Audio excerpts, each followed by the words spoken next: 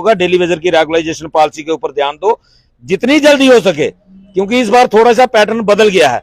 पहले daily Vaser चुपचाप campaign करता था, किसी के खिलाफ करता था, लेकिन अब आमने सामने। हेलो नमस्कार दोस्तों, आप सभी का स्वागत है हमारे यूट्यूब चैनल जेके अलर्ट्स पर। एक और बड़ा अपडेट लेके आया हूं मैं जम्मू कश्मीर के सभी डेली वेजर्स भाइयों के लिए। वीडियो को शुरू करने से पहले मैं आपको बता दूं कि अगर आप हमारे चैनल पर नए हैं तो please subscribe and notification bell button को क्लिक कर दें। चलो आज की वीडियो हम स्टार्ट करते हैं। के लिए प्रशासन की तरफ से इतने हथकंडे अपनाए गए। 2 तारीख से ही हमें हमारे साथियों को परेशान करना शुरू कर दिया। मुझे भी 4 घंटे नगरोटा थाने में बुला के बिठाया गया। हमारे बहुत सारे साथियों के सांबा से राकेश जी को अरेस्ट कर लिया गया, कठुआ से हमारे प्रिंस हैं उनको अरेस्ट कर लिया गया, रियासी से हमारे देवेंद्र जी को अरेस्ट कर लिया गया, रामनगर से शिवाजी को अरेस्ट कर लिया गया। तो रास्ते में भी जगह जगह इतनी जबरदस्त चेकिंग। 2 बसें हमारी जो चौकी चौरा से वापस भेज दी गई, फिर हमें नौशहरा में रोका गया, फिर हम नौशहरा से वापस कालाकोट पहुंचे, बाया कालाकोट जाकर हम रजौरी जौहर पुल पे पहुंचे, वहां पे फिर रोक दिया गया। वहां से फिर हम वापस आए और मुरादपुर वाले रोड से निकले, तो जब आगे पहुंचे रजौरी पुल के पास तो उधर से फिर वापस भेज दिया। तो फिर भी इतनी दिक्कतें होने के बावजूद हमने एक प्रण लिया था कि हम अमित शाह जी की रैली में शामिल होंगे और अगर जैसा हमने ऐलान किया था उनकी रैली सुनेंगे, उसके बाद अगर हमारे हित में नहीं होगा तो हम मुर्दाबाद के नारे लगाएंगे। तो हमने वो सब कुछ किया। जब उन्होंने हमारे बारे में कुछ नहीं बोला तो फिर बीजेपी मुर्दाबाद, एलजी प्रशासन मुर्दाबाद के नारे उस रैली में लगे।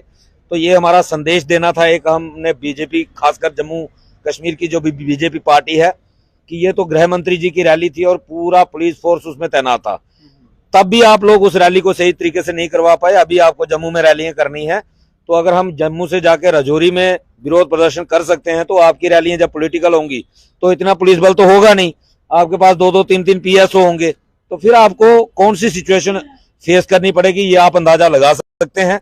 क्योंकि डेली वेजर अब किसी बहकावे में आने वाला नहीं है। आप लोगों को लगातार हमने 8 साल सत्ता में मौका दिया और बार बार बीजेपी के नेता ये लोग कहते हैं, मैं कल भी एक किसी नेता का इनका बयान सुन रहा था कि ये पुरानी सरकारों की गलती है। तो भाई मेरे, हम भी यही कहते हैं पुरानी सरकारों की गलती है। पुरानी सरकारों ने गलत किया तभी तो आप लोगों को मौका दिया था। वो अगर सही करते तो आपको मौका कैसे मिलता? ये बात आप मानो, आपके लिए खुशी की बात होनी चाहिए कि उन्होंने गलतियां की तो आपको मौका मिला, और अब आप वही गलतियां दोहराना चाहते हो। तो फिर आप ये कहो कि हम 50 पार जाएंगे, कैसे जाओगे? अगर उन्होंने गलतियां की, आपको मौका मिला, अगर आप यही गलतियां दोहराओगे तो मौका किसी और को मिलेगा, आपको मिलने वाला नहीं है। इससे बेहतर यही होगा डेली वेजर की रेगुलाइजेशन पॉलिसी के ऊपर ध्यान दो जितनी जल्दी हो सके, क्योंकि इस बार थोड़ा सा पैटर्न बदल गया है। पहले डेली वेजर चुपचाप कंपेन करता था, किसी के खिलाफ करता था, लेकिन आगे लड़ाई लड़ेगा। आप लोगों को रैलियां नहीं करने देंगे, जम्मू के अंदर प्रचार नहीं करने देंगे, आपके इलेक्शन कंटेस्ट नहीं कर पाओगे आप लोग। वही हालत होगी जो पंजाब में हुई थी आपके एमएलओ की। तो इसलिए बेहतर होगा, हमारा आपसे कोई पॉलिटिकल दुश्मनी नहीं है, ये कोई पॉलिटिकल मंच नहीं है कि हमें आपके अगेंस्ट इलेक्शन कंटेस्ट करना है तो हम आपका विरोध करेंगे। लेकिन अपनी रेगुलाइजेशन के लिए, अपने बच्चों के भविष्य के लिए हम किसी को माफ भी नहीं कर सकते। कोई भी सत्ता में होगा उसका डटकर विरोध करेंगे। बेहतर होगा, हम भी यही चाहते हैं कि आप 50 पार के बजाय 60 पार जाओ, लेकिन वो तभी होगा जब डेली वेजर को रेगुलाइजेशन मिलेगी। भाजपा कार्यालय के बाहर इस बात का आपने उनको संदेश दे दिया था कि अगर आप हमारी बात नहीं करेंगे तो फिर इस तरह के नारे आपको सुनने को मिलेंगे? बिल्कुल, हमने जब भाजपा कार्यालय का घेराव किया था, वहां अरविंदर रैना जी प्रदेश अध्यक्ष, श्यामलाल शर्मा जी, इनके युवा मोर्चा के प्रधान भी वहीं थे, और मैडम प्रिया सेठी जी भी वहीं थी। मैंने माइक पे बोला था ऑन मीडिया रिकॉर्ड कि अगर अमित शाह जी के आने से पहले डेली वेजर के हित में फैसला नहीं होता तो वहां रजौरी में मुर्दाबाद के नारे लगेंगे। तो इसमें कोई चोरी छुपे तो हमने किया नहीं, बता के किया था, बार बार मीडिया में भी बोला था। अगर वहां मुर्दाबाद के नारेबाजी हुई है तो इन लोगों की नालायकी की वजह से हुई है।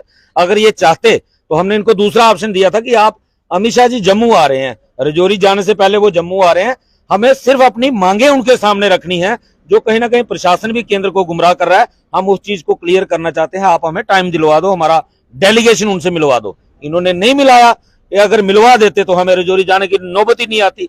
इन्होंने नहीं मिलवाया, इनकी कमी थी, इनकी कमजोरी थी, तभी नारेबाजी हुई है, इसमें हमारा कसूर नहीं।